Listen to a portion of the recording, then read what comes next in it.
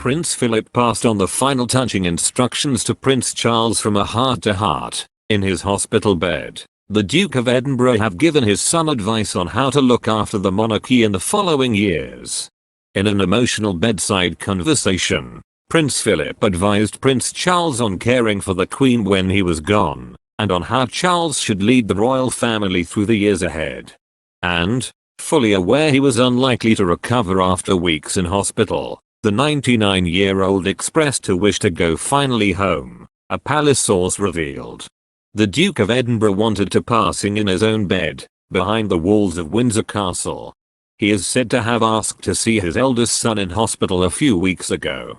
Philip had reportedly vowed not to return to hospital again after he finally made it back to Windsor, after a month-long stay last month. And while in hospital, royal commentator Robert Jarbison describes an emotional bedside conversation between Philip and Charles, with the Duke of Edinburgh where he was unlikely to recover after weeks in hospital.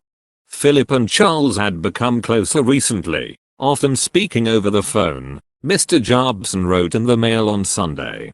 For after a lifetime of well-publicized disagreement, it is understood that Prince Philip and Charles have found much common ground in recent years, and particularly in the past few months.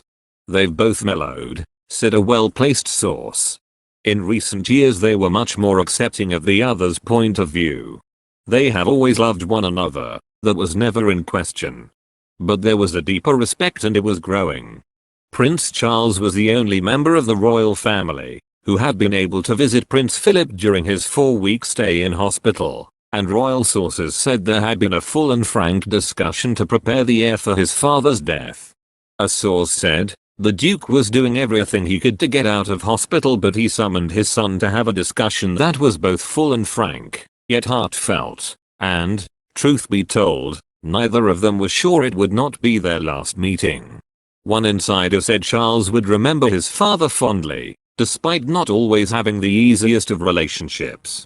Yesterday, Prince Charles travelled to Windsor Castle to comfort the Queen in the hours after Philip died peacefully in his sleep on Friday aged 99.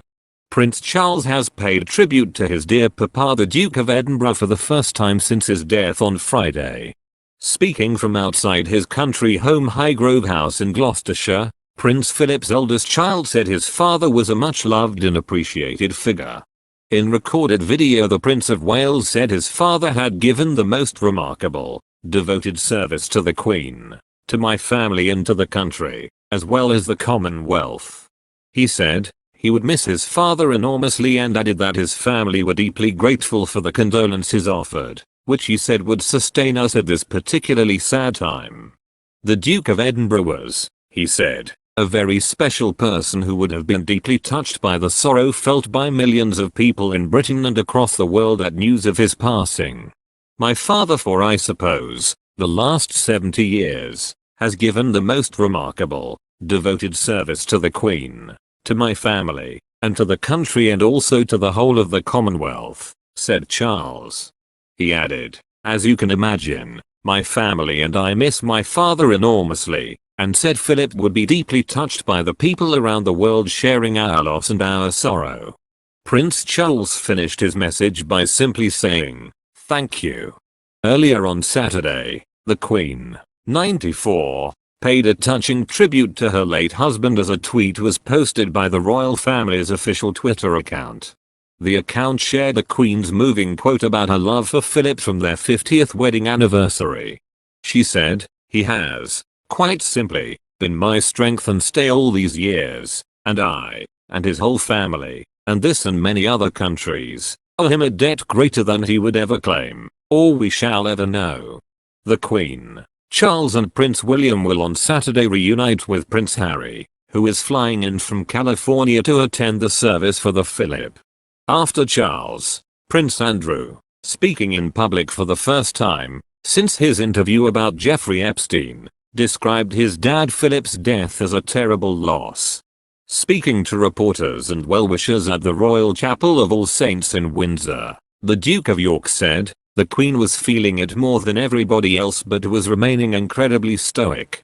The Queen has described the loss of her beloved husband Prince Philip as having left a huge void in her life, their son Prince Andrew revealed today.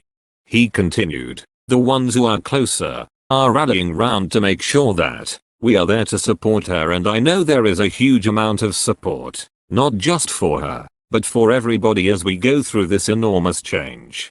Andrew was speaking in public for the first time since his disastrous appearance on BBC Newsnight in November 2019, where his relationship with Jeffrey Epstein was exposed. Andrew is the latest member of the royal family to comment publicly, after Dad of 4 Philip, 99, passed away peacefully in his sleep at Windsor Castle on Friday morning. The Duke of York paid tribute to his father and thanked the public for the absolutely outstanding tributes. Andrew said, his passing at the age of 99 during the pandemic felt as though the family was in the same boat as so many around the world who have lost loved ones to COVID.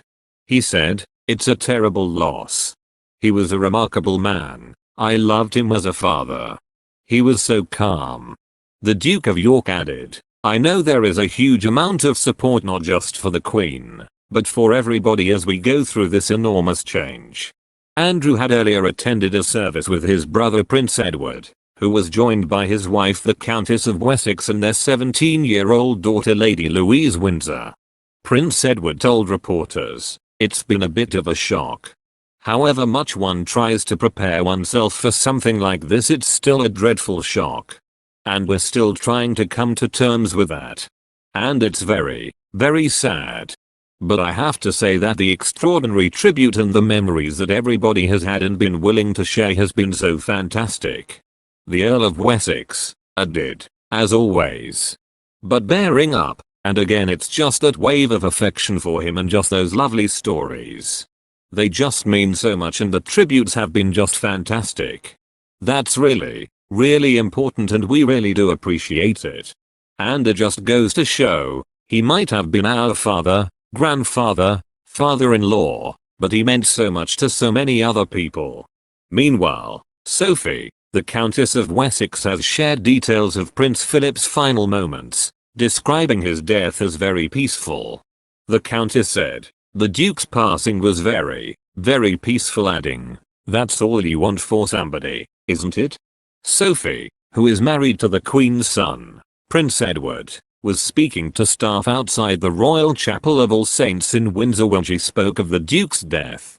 She said, "It was right for him and, you know, it was so gentle. It was like someone took him by the hand, and then he went. Very, very peaceful, and that's all you want for somebody, isn't it?" Tearful Countess of Wessex today paid tribute to the amazing Queen as the monarch began her life without Prince Philip, her strength and stay throughout their 73-year marriage and her 68-year reign. The Queen's youngest child Prince Edward was the first to arrive to support his mother again today, having made the short trip from his Surrey home. Prince Andrew, who lives in Windsor Castle's grounds, was also seen arriving after 10 a.m. Prince Charles stayed with the Queen until late last night. Palace security have even put up signs urging people not to congregate, but waves of mourners are still arriving to pay their respects to Her Majesty's devoted husband, who dedicated his life to public service and supporting her. Well-wishers, all respecting social distancing and wearing masks, laid their tributes and briefly stood to pay their respects, with some wiping away tears or quietly singing hymns before returning home. Thank you for watching our video. Please support growing channel by subscribe channel and like video hour, and don't forget activate notifications to channel to always get the latest news. If you have any problems with the information in the video, please write a comment below to let us know and answer.